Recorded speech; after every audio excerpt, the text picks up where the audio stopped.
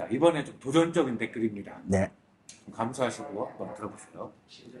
여기는 결혼 후 잘못돼서 이혼하거나 도망가면 다 책임지듯이 이야기하는데 책임지나요? 책임지나요? 자, 저희 회사에서요, 진행을 하면서 한국을 이제 입국한 이유를 지금 이제 이야기하시는 거죠. 한국에 가서 문제가 터진 신부가 제가 전에도 말했던 2% 정도는 무조건 있습니다. 어?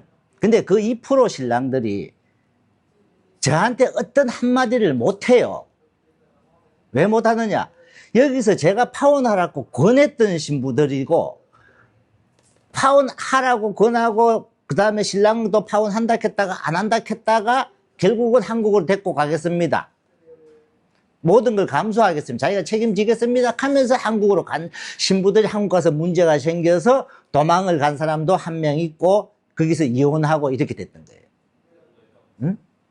그러면 그거 아닌 사람들은 사전에 여기서 다 저는 신랑들한테 파혼을 권하고 신랑도 파혼을 할 생각이 있고, 근데 제가 신랑한테 파혼 이야기가 나올 때는요, 신랑분 대부분 다 느끼고 있는 사람들이에요.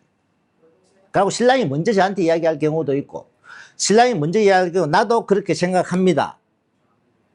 응? 사실상 지금 오늘도 한 명 파혼 이야기가 나왔어요. 그래서 그러면 파혼을 하자. 나도 내가 생각할 때 이건 파혼을 해야 되겠다. 신랑분도 파혼하자. 대신 파혼을 진행하는 거는 나한테 맡기라. 이렇게 이야기를 하고 왔죠. 그래서 이분한테도 그런 말 했어요. 똑같은 말 제가 한 게. 아래 사실 파혼한다 했다가 갑자기 그 다음날 파혼 또 안 한다고 바뀌었어요. 또 지금 파혼한다고 바뀌었고. 파혼해야겠네요. 이렇게 진행한 분 중에 한국 가서 제대로 산 사람이 아무도 없다. 늘 본인이 아세요. 그래갖고 파혼 하겠다 오늘 완전히 완벽하게 마음을 먹었어요. 그러니까 한국 가기 전에 해결을 해야 된다 이 말이에요. 그렇기 때문에 한국 가서 실제 여기서 파혼 이야기가 나왔던 거나 이렇게 이야기 안 나온 사람들이 한국 가서 문제 생긴 경우가 없다니까요. 얼마 전에 한 건 있네. 신랑이 바람 나갖고 신부 이혼하고 들어온 경우가 있어요. 신랑이 다른 여자 만나고 그 여자하고 외국 여행 가고 이래갖고 결국은 신부가 이혼하고 베트남 들어왔어요. 근데 책임지냐? 책임질 소지를 안 만든다 이 말이에요. 제가 결혼을 시키고 할 때는 저는 과감하게 신랑분한테, 저희들은요 솔직히 말해서 신랑분들도 저한테 혼나는 사람들 많아요. 그리고 우리 신랑분들 그런 얘기 다 합니다. 사장이 뭐 막 신랑 잘못하면 신랑한테 막 뭐라 한다고. 댓글로 달아주세요. 신랑. 그러니까 신부들은요 혼을 낸다기보다 신부들은 가르쳐야 돼요. 가르치고 신부들한테요 너무 일방적으로 막 혼내잖아요. 반감 생겨요. 가르쳐봐. 한 번 가르쳐보고 두 번 똑같이 한다. 그때서는 수습을 해야 되는 파혼을. 저희 회사 같은 경우는 신랑이나 나하고 많은 대화를 합니다. 자, 어떤 경우가 있었어요. 신부하고 트러블이 생겼어요. 그러면 신랑이 이러면 파혼해야 안 되겠습니까? 할 때는 그러면 파혼할 것들만 당신 며칠 동안 신부 연락을 받지 말아봐라. 막 신부가 막 연락 계속 오고 오빠 뭐 어쩌고 그 연락이 와요. 그건 단순한 이제 파혼 이야기 한 게 아니고 서로 다퉜을 때입니다. 그러면 신부가 더 적극적으로 신랑한테 막 한단 말이에요. 그러면 좋아진단 말이에요. 그러면 내가 며칠 동안 연락하지 마세요 했는데 가만히 제가 두고 보면 막 며칠 안 있어도 막 신랑하고 둘이 막 연락하고 지내는 거야. 아, 둘이 해결됐구나. 근데 그 신부가 예를 들어서 신랑이 파혼하겠다까지 말을 꺼내갖고 여기서 그만하자, 우리 파혼하자 이렇게 말을 꺼내갖고 한 거는 문제가 되는 거예요.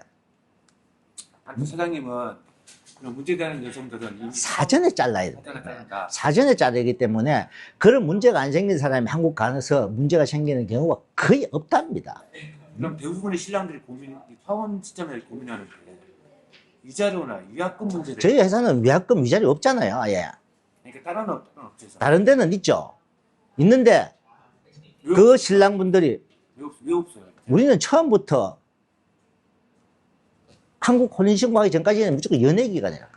근데 심지어 그것뿐만 아니라 한국 가기 전까지는 파혼해도 신부가 조금만 문제가 있어 파혼할 때는 위자료 없다.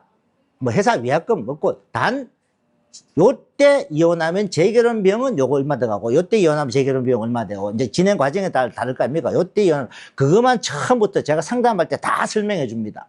다 제가 적어서. 다른 업체는 안 그러잖아요. 안 그렇죠? 위약금, 이자료. 계약서에 보면은 막 위자료, 위약금 얼마 줘. 저희들은 계약서에 위자료, 위약금 아예 없습니다. 달라고 못했어요. 누가요? 업체에서. 다른 업체에서. 신랑한테. 자, 그쪽에서도 이제 위자료 얼마 달락한다 하면서 위약금 달라고 막 하면서 저한테 상담 오는 경우 있습니다. 저는 주지 말라 합니다.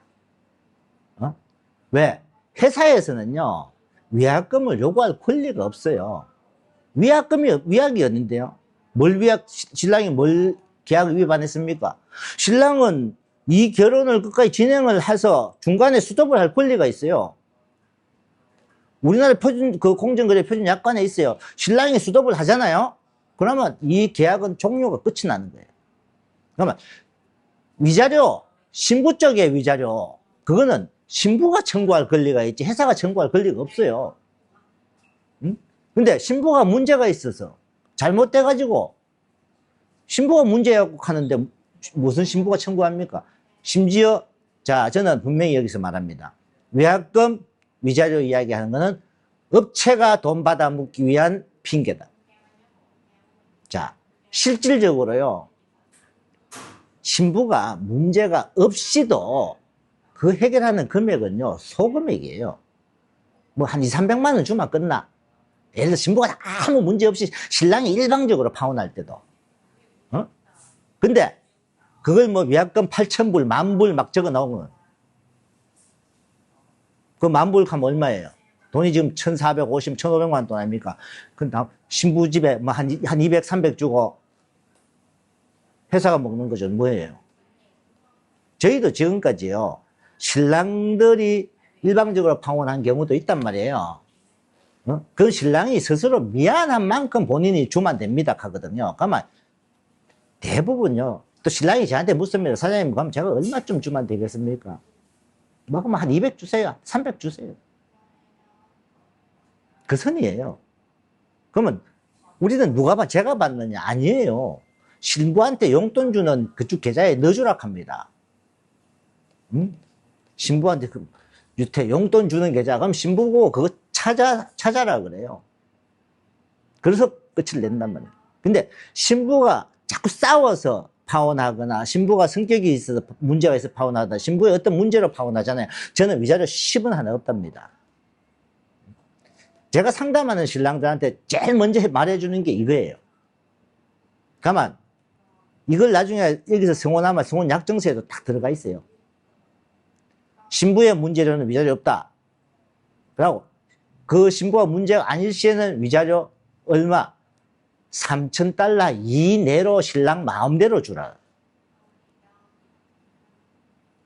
그래서 위자료 문제는 신경 쓰지 말고요, 본인이 생각할 때 문제 있는 신부는 위자료 10원도 안 줘도 되니까 다시 결혼할 요 비용만 생각해 보시고 과감하게 수습하라 하는 거예요.